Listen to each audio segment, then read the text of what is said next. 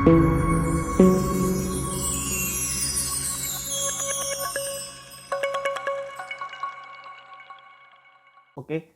setelah lama nggak bikin video baru, kali ini transferguru.id akan membahas satu topik yang sangat menarik dalam beberapa hari ini, yaitu soal Chelsea. Nah, klub asal London Barat ini agak sedikit mengagetkan banyak penggemar sepak bola karena mampu belanja besar pada bursa transfer kali ini. Sebelumnya mereka berhasil mendatangkan beberapa pemain seperti pemain asal Jerman Timo Werner yang berposisi sebagai penyerang dan juga Hakim Ziyech yang bisa bermain di posisi sayap dan juga gelandang serang. Nah, kemudian tepatnya kalau laman di laman Instagram milik transferguru.id baru saja melansir beberapa berita dari Fabrizio Romano, salah satu wartawan yang meliput transfer pemain dari Sky Sport. Ia menjelaskan bahwa Chelsea berhasil menambah amunisi dengan mendatangkan beberapa pemain seperti Thiago Silva. Thiago Silva ini dengan status bebas transfer, sementara ada beberapa pemain lain juga yang ditambahkan ke dalam squad seperti yang pertama adalah Ben Chilwell. Ben Chilwell adalah bek kiri dari Leicester City. Dia dibeli dengan harga 50 juta pound. Tapi masih here we go ya, jadi belum resmi dari klub yang mengumumkan, dan jadi dari Fabrizio Romano. Nah, kemudian untuk Thiago Silva tadi mengulang, untuk Thiago Silva itu menggunakan status bebas transfer dari Paris Saint-Germain. Nah, dia mengumumkan kepindahan itu setelah PSG gagal di Liga Champions setelah dikalahkan oleh Bayern Munchen dengan skor 1-0. Kemudian satu pemain lagi adalah ada dua pemain lagi, jadi ada Kai Havertz. Jadi Kai Havertz juga akhirnya berhasil dibeli oleh Chelsea setelah cukup lama saga transfernya terjadi. Jadi untuk Kai Havertz, jadi tidak lama setelah Timo Werner itu kemudian Chelsea langsung mendekati Kai Havertz karena mungkin kebutuhan di posisi gelandang serang yang masih kurang. Meskipun sudah mendatangkan Hakim Ziyech, tapi kalau hengkangnya karena ada Willian yang hengkang, kemungkinan Hakim Ziyech akan ditempatkan di posisi sayap. Kalau untuk Kai Havertz sendiri, kabarnya harganya berada di sekitar 100 juta euro. Itu belum pasti ya teman-teman. Jadi ada beberapa berita yang menyebut bahwa Kai Havertz dibeli dengan harga 80 juta pound ditambah 20 juta, jadi total itu sekitar 100 juta euro ya, bukan pound. Kalau poundnya sekitar 70 juta pound.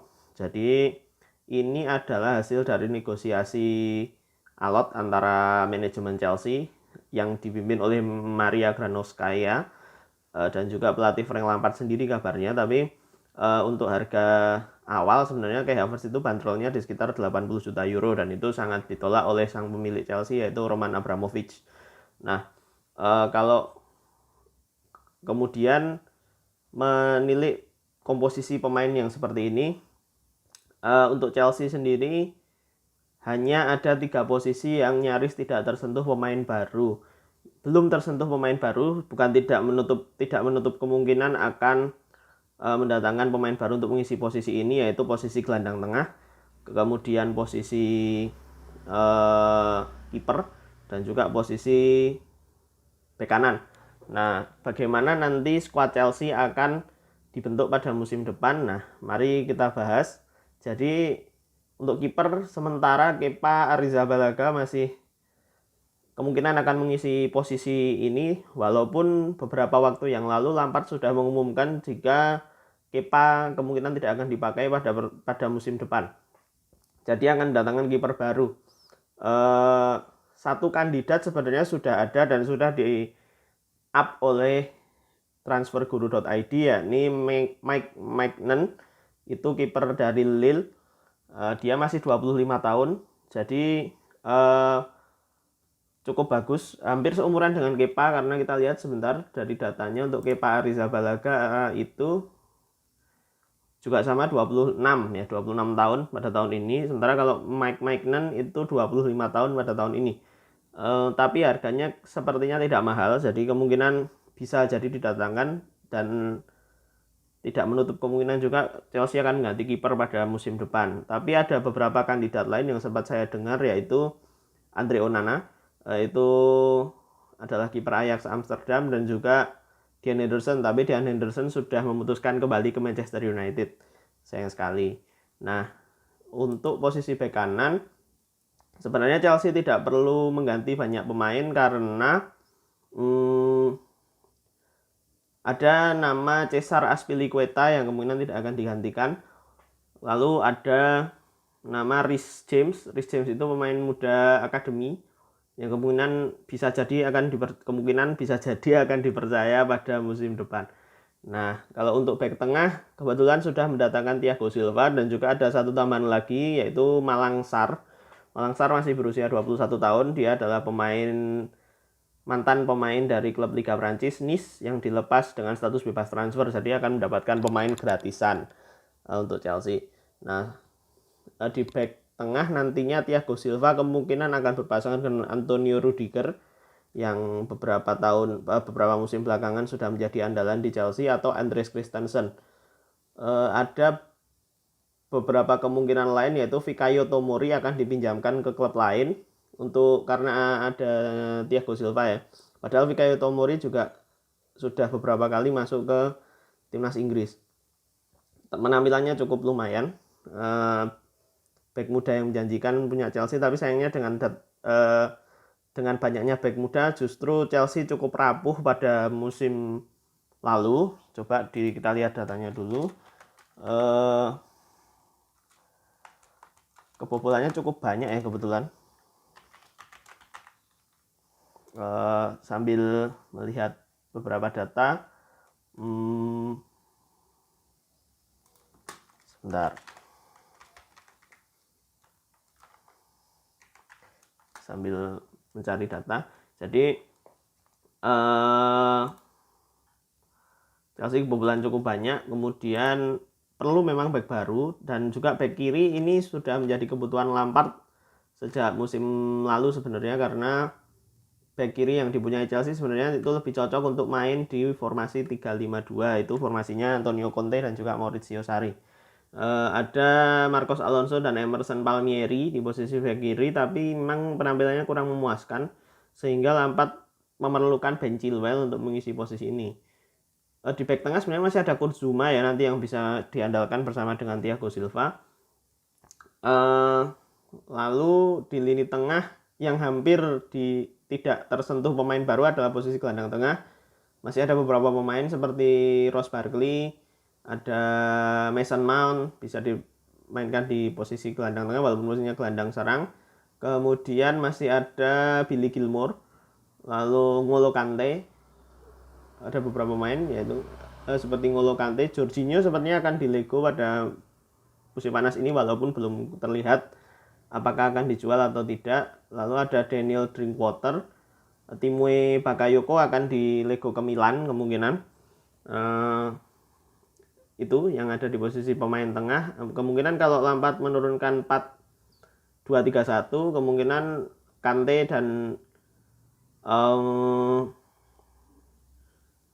dan Mount akan kembali mengisi posisi itu. Nah, kemudian di posisi gelandang serang ini yang paling banyak Hakim Ziyech kemungkinan akan ditempatkan untuk mengisi posisi Willian di sayap kanan, atau akan mengisi sayap kiri menggeser Christian Pulisic. Nah, kalau Hakim Ziyech menggeser posisi Christian Pulisic, maka masih ada nama Callum Hudson-Odoi untuk posisi sayap kanan. Kemungkinan akan Kai Havertz juga bisa dimainkan di sayap kanan juga. Nah, ini posisinya surplus ya, agak banyak. Sementara di gelandang serang bisa menempatkan Ziyech, Havertz atau Mason Mount. Ada beberapa pemain lain, ada Ruben Loftus-Cheek juga dan Ross Barkley. Jadi formasinya cukup dinamis ya untuk Chelsea musim depan. Nah, sementara untuk posisi sayap kiri tentu ada Christian Pulisic di sana. Penampilannya cukup bagus meskipun belum maksimal. Sejak datang dari Dortmund sebenarnya dia hanya tampil sebanyak 25 kali. Cukup banyak juga untuk pemain yang berada di posisi sayap kiri. Nah, sementara untuk posisi penyerang masih ada, karena Tammy Abraham belum tampil sesuai yang dibayangkan, walaupun catatan golnya juga cukup banyak, sekitar 15-an gol, tapi belum cukup memuaskan untuk tim sekelas Chelsea. Jadi Timo Werner nanti akan menggantikan posisi Abraham. Tapi yang perlu diwaspadai Chelsea adalah performa penyerang Jerman di Liga Inggris tidak terlalu bagus. Beberapa penyerang Jerman yang pernah memperkuat tim di Liga Inggris adalah Lukas Podolski, kemudian ada nama Andre Schürrle. Nama terakhir ini yang penampilannya tampaknya harus dijadikan cerminan buat Werner, karena ketika membela Fulham tidak begitu bagus. Mari kita coba lihat Andre Schürrle. Sekarang penyerang ini sudah pensiun, baru saja memutuskan pensiun. Kebetulan sempat menjajal sepak bola Inggris itu, sempat gabung Chelsea juga di 2 musim, itu ada 11 gol yang berhasil dicetak. Sebelumnya ada Andre Schürrle sebelum kedatangan Timo Werner. Sempat dipinjamkan ke Fulham, hanya mencetak 6 gol. Peminjaman ke Fulham ternyata ketika membela Dortmund.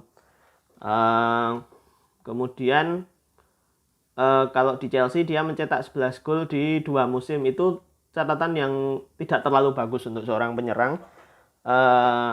Apalagi dia ketika pindah ke Chelsea statusnya adalah penggawa timnas Jerman di Piala Dunia 2014. Jadi sempat gabung ke Piala Dunia 2014 juga. Kemudian untuk beberapa pemain yang seharusnya ditambahkan oleh Chelsea, tentu yang paling krusial adalah kiper, karena memang Kepa tidak tampil terlalu bagus pada musim lalu dan memang banyak menjadi cercaan, jadi memang perlu diperhatikan.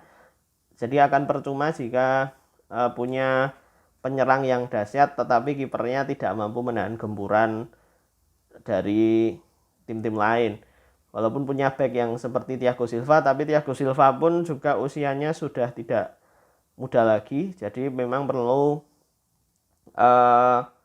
mungkin bisa diandalkan untuk posisi back tengah dan pemimpin di lini belakang, tetapi back yang lebih muda itu harus banyak mengcover permainan dari Thiago Silva. Nah, mungkin itu saja untuk pembahasan mengenai Chelsea. Jangan lupa like, komen, dan subscribe.